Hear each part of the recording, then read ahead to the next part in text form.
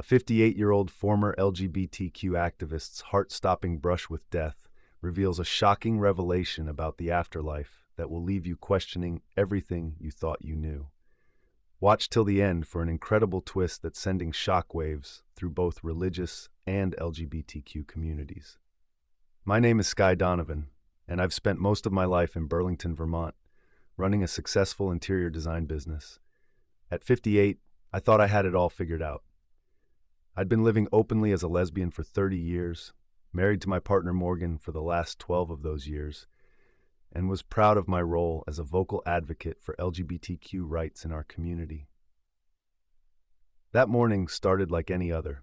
I was preparing for a big client meeting, rushing around my Victorian-style home, gathering fabric swatches and design boards. Morgan had already left for her shift at the hospital where she works as an ER nurse.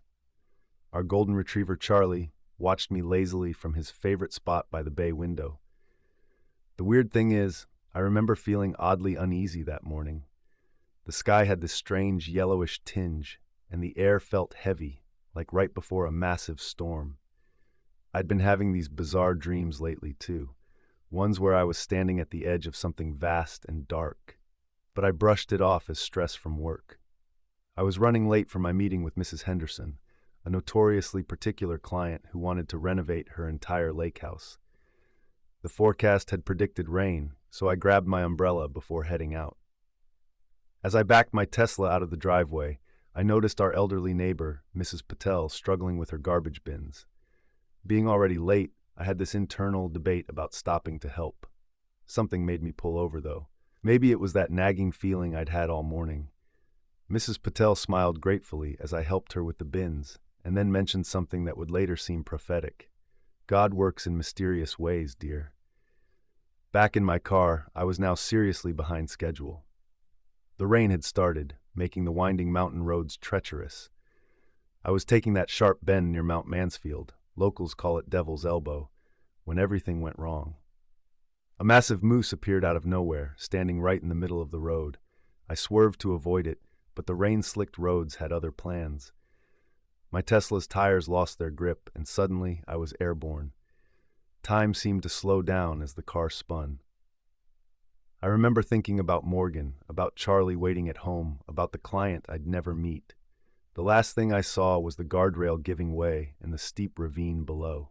The crash was violent. Metal screamed against rock as my car rolled down the mountainside. I felt every impact, every crunch of metal, every shatter of glass. Then came the final impact. A massive oak tree that stopped my car's descent. The airbags deployed, but something had gone terribly wrong. A piece of metal had broken free and pierced my chest, right through my heart.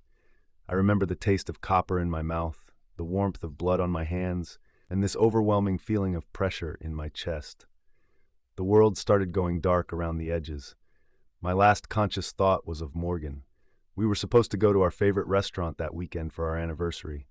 I never made it to that dinner. Instead, what happened next would change everything I thought I knew about life, death, and what comes after. The truth I discovered would shake the very foundation of everything I'd believed and fought for throughout my life. The moment of my death was nothing like I'd imagined. One second I was trapped in my mangled Tesla, and the next I was floating above it, watching paramedics work frantically on my body. I could see everything with perfect clarity. The way my blood had splattered across the cracked windshield, the steam rising from the crushed hood, even the concerned expressions on the faces of the first responders. "No pulse," one of them shouted, his voice oddly muffled like I was hearing it underwater. "Starting compressions." I wanted to tell them I was fine, that I was right there, but my voice made no sound. Then came the pull. It started gentle like a soft breeze, but quickly became an irresistible force drawing me upward. As I ascended, the accident scene grew smaller until it disappeared completely. I found myself traveling through what I can only describe as a tunnel of light, but calling it just light doesn't do it justice. It was alive somehow, pulsing with colors I'd never seen before and can't describe with our limited human vocabulary. The sensation of movement was incredible, faster than anything physically possible, yet I felt completely safe. Time seemed meaningless. I could have been in that tunnel for seconds or centuries. it was impossible to tell. When the tunnel ended, I emerged into what looked like a vast courtroom, but one that defied earthly architecture. The walls, if you could call them that, seemed to be made of living light. The ceiling stretched up infinitely, and the floor beneath me was like polished crystal that somehow felt solid despite being transparent. Standing before me was a being of such overwhelming presence that I instinctively knew who it was: Jesus Christ himself. But this wasn't the gentle shepherd from Sunday school pictures. This was the King of Kings, radiating power and authority that made me fall to my knees. His eyes held both infinite love and absolute truth, and I couldn't look away. Behind him stood countless beings of light, angels, I realized, arranged in perfect ranks that stretched as far as I could see. Their presence filled me with awe, but also growing dread, because in that moment I knew with absolute certainty that I was about to be judged. "Sky," he spoke, and his voice resonated through every particle of my being. It was filled with love, yes, but also a sorrow that broke my heart. "Let us review your life." Suddenly, my entire existence began playing out before us like a cosmic movie. Every moment, every choice, every action. But I wasn't just seeing them. I was experiencing them again with full awareness of their true spiritual impact. I saw the ripple effects of my actions, both good and bad, spreading out to affect countless others. I saw my childhood, my teenage years, and the moment I first realized I was attracted to women. I saw myself gradually drifting away from my childhood faith, convincing myself that God's love must include acceptance of all forms of love. I watched myself becoming an activist, leading pride parades, helping young people embrace their LGBTQ identities, and fighting against what I had called religious bigotry. But now, seeing it all through heaven's perspective, the truth hit me with devastating force. Each time I'd encouraged someone to live their truth regarding their sexuality, I'd actually been leading them further from God's plan. Every argument I'd made against traditional Christian teaching had been a rebellion against divine wisdom, not progress toward greater enlightenment as I'd believed. The hardest part was seeing how my influence had affected others. Like dominoes falling, I watched as people I'd counseled not only embraced lifestyles that went against God's design, but went on to influence others to do the same. The ripple effect was staggering. "My child," Jesus spoke again, "you were given clear truth in my word, yet you chose to follow your own understanding instead." I wanted to argue to defend myself with all the rationales I'd used in life, about love being love, about God making people the way they are. But in his presence, those arguments crumbled to dust. I saw with perfect clarity how I'd twisted scripture to match my desires, rather than conforming my life to God's truth. What happened next shattered every preconception I'd held about the afterlife. Jesus gestured, and suddenly we were standing at the edge of what looked like a vast divide. On one side was the celestial court where we'd been, blazing with divine glory. On the other, I saw hell. Not the cartoonish version with red devils and pitchforks, but something far more terrifying in its reality. It was an abyss of absolute separation from God's presence. The darkness there wasn't just the absence of light, it was alive, consuming, eternal. The sounds coming from it, I still wake up screaming sometimes, remembering those screams of despair. "Watch," Jesus commanded, and I did. I saw souls arriving, people I recognized from my earthly life. LGBTQ activists I'd worked with, friends from pride events, even some religious leaders who'd changed their churches to become affirming. Each one arrived confident, just as I had been, only to face the same devastating revelation, that they had believed a lie and led others into believing it too. What broke my heart most was seeing their shock. Many protested, just as I wanted to. But God is love. We fought for love. How can this be wrong? The answer came not in words, but in pure understanding. God is love, but he is also truth, and real love never contradicts God's established truth. I saw Morgan there too, not the real Morgan who was still alive on earth, but a vision of where her path would lead if nothing changed. The sight of her facing that eternal separation was more than I could bear. "Please," I begged, turning to Jesus, "please don't let this happen. There has to be a way to warn them." His eyes held such compassion as he showed me more. I saw countless souls who had faced similar struggles with their sexuality, but had chosen to follow God's design instead of their own desires. They hadn't been condemned to loveless lives, as I'd always argued. Instead, they had found a deeper fulfillment in living according to God's plan, even when it meant denying their earthly desires. These faithful souls now dwelled in glory, their earthly struggles transformed into crowns of victory. Their joy was complete, their identity fully realized in Christ's love rather than in their sexuality. This was what true pride looked like, not the celebration of our own desires, but the victory of choosing God's will over our own. I understood then that the issue had never been about God rejecting LGBTQ people. Rather, it was about choosing between two fundamentally opposed paths, following our own understanding of love and identity, or submitting to God's design and finding our true identity in Him. The vision shifted, and I saw into the heart of heaven itself. The beauty there defied description. Colors that don't exist on earth, music that could be seen and felt as much as heard, joy so intense it would have killed my earthly body to experience it. This was what we were really choosing between when we decided whether to follow God's design or our own path. But the most profound revelation came when I saw how God viewed us. His love for every person, straight, gay, bisexual, transgender, was overwhelming, perfect, complete. Yet this perfect love didn't mean accepting all our choices.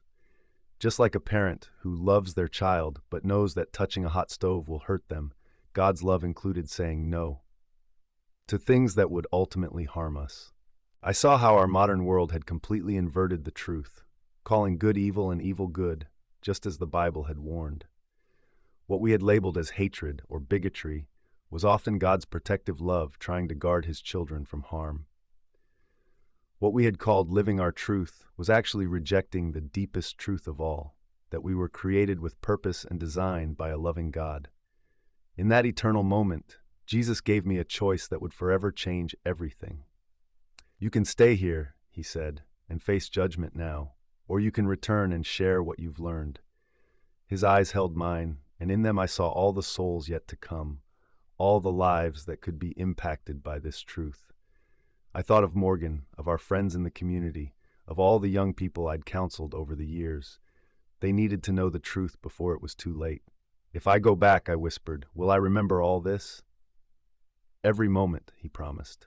But understand, many will reject your testimony. They will call you a traitor, a bigot, a fraud. Your old life will be gone. Are you willing to pay that price? I thought of our beautiful home in Burlington, the business I'd built, my position in the community. I thought of Morgan. Would she understand? Would she listen? The cost seemed overwhelming, yet compared to the eternal stakes I'd witnessed, how could I choose otherwise? Send me back, I said. But before I could return, Jesus had one more thing to show me. With a gesture, He revealed something that made me gasp. A vast multitude of souls, all of them from the LGBTQ community, who had found their way to heaven. But they weren't here because they'd insisted on their own path. They were here because they'd made the hardest choice of all, to trust God's design over their own desires. These souls now shone with a special kind of glory. Their earthly struggles had been transformed into crowns of victory. They hadn't been cured or changed into different people. Rather, they had found their true selves by submitting to God's plan instead of demanding He submit to theirs. These are my overcomers, Jesus explained. They faced the same temptations, the same struggles, the same desires as you, but they chose my way instead of their own. Their reward is beyond anything earth could offer. I saw how each of them had faced unique challenges. Some had chosen celibacy, finding deep fulfillment in serving God rather than pursuing relationships.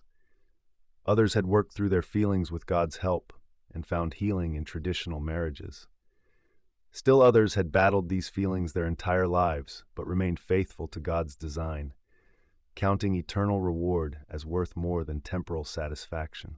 The KY wasn't in never feeling these attractions. It was in how we chose to respond to them.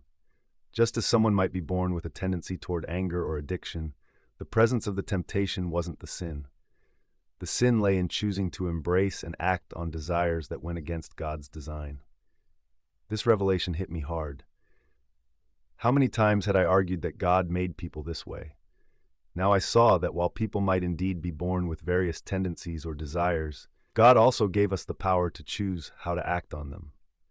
True freedom wasn't in giving in to every desire. It was in having the strength to choose God's way, even when our feelings pulled us elsewhere. Jesus showed me how the current movement, which I'd been so proud to be part of, had actually caused deep spiritual harm by convincing people that their identity was primarily rooted in their sexuality, rather than in being children of God.